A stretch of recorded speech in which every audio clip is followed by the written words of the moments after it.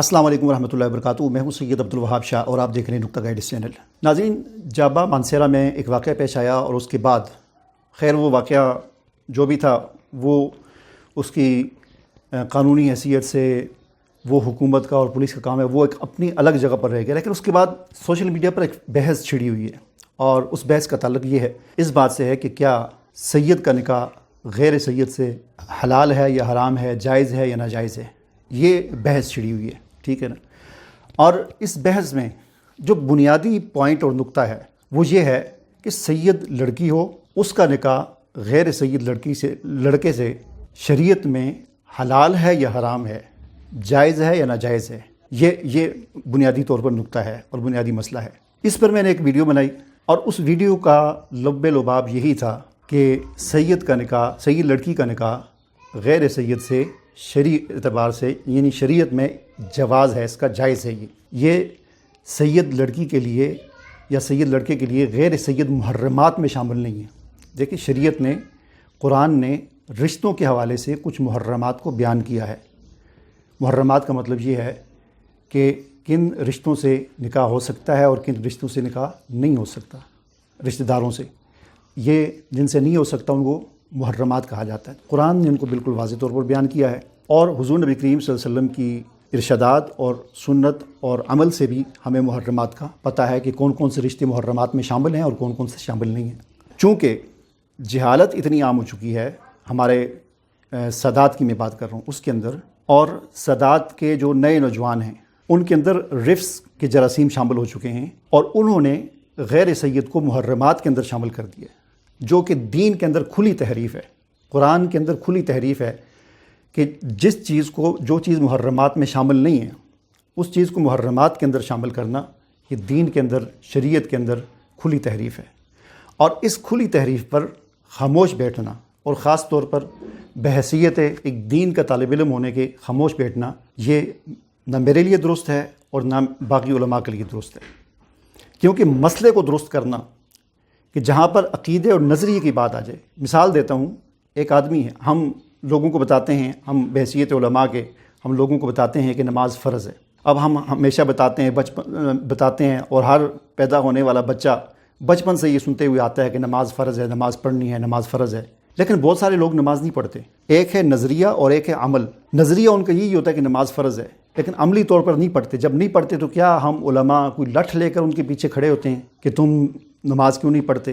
مسئلہ ہم بیان کرتے ہیں، آگے عمل کوئی کرتا ہے نہیں کرتا، یہ اس کی اپنا وہ ہے۔ اسی طرح اس مسئلے میں بھی مسئلہ بیان کرنا یہ علماء کی ذمہ داری ہے۔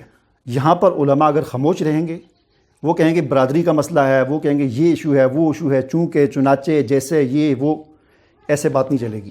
قیامت والے دن اللہ تعالیٰ آپ سے پوچھے گا۔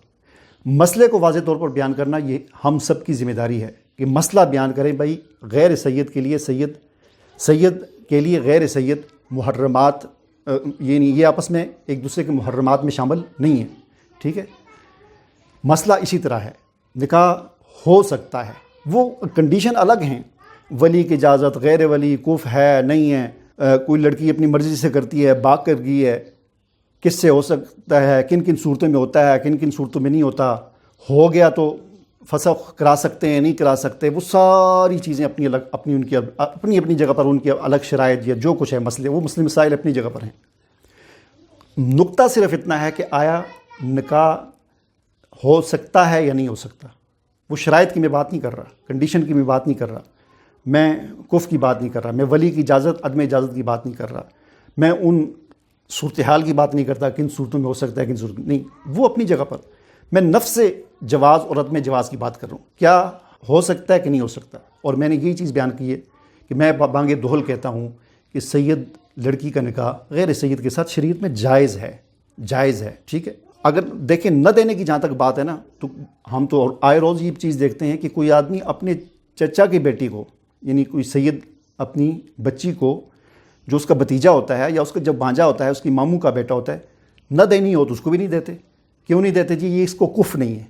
کس طرح کف نہیں ہے؟ میری لڑکی عالمہ ہے، یہ سزوکی کا کنڈکٹر ہے، میری بچی نے بی ایڈ کیا ہوا ہے، بی اے کیا ہوا ہے، میں کیا ہوا ہے، یہ جو ہے نا وہ مزدوری کرتا ہے، تو یہ کف نہیں ہے، ان کی ہمانگی نہیں ہوگی ان پہ۔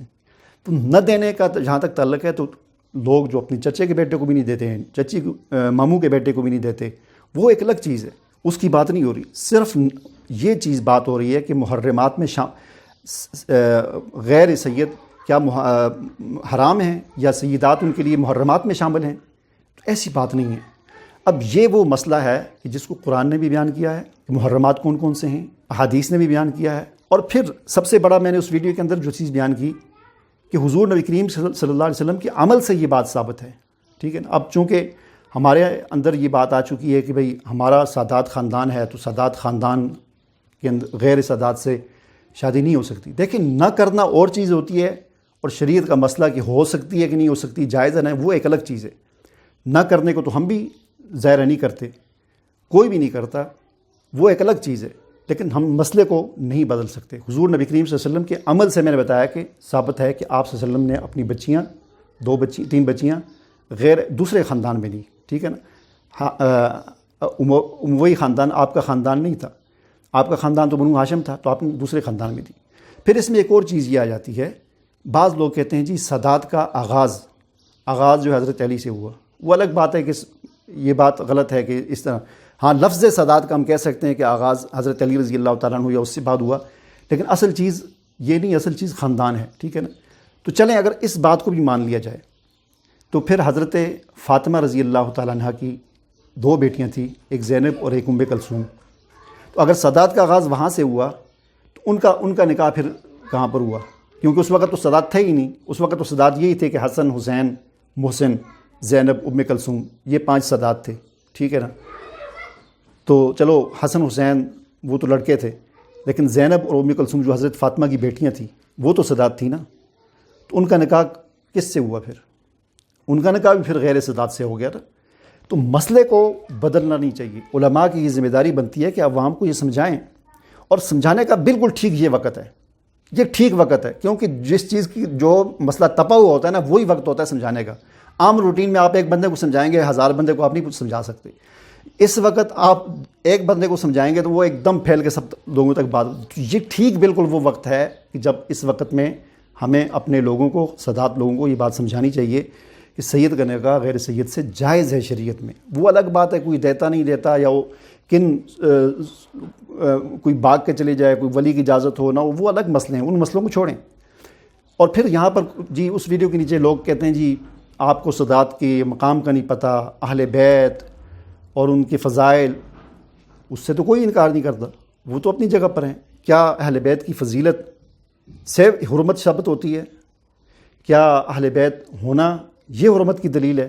اگر یہ حرمت کی دلیل ہے تو جیسے میں نے آپ کو پہلے بتایا، حضور نبی کریم صلی اللہ علیہ وسلم کا جو مقام ہے اس مقام تک حضرت عثمان نہیں پہنچ سکتے، اس مقام تک حضرت علی نہیں پہنچ سکتے، اس مقام تک حضرت ابو العاص نہیں پہنچ سکتے. ٹھیک ہے. تو حضور صلی اللہ علیہ وسلم نے تو ان کو بیٹیاں دی، حضرت ابو العاص کو، حضرت عثمان کو.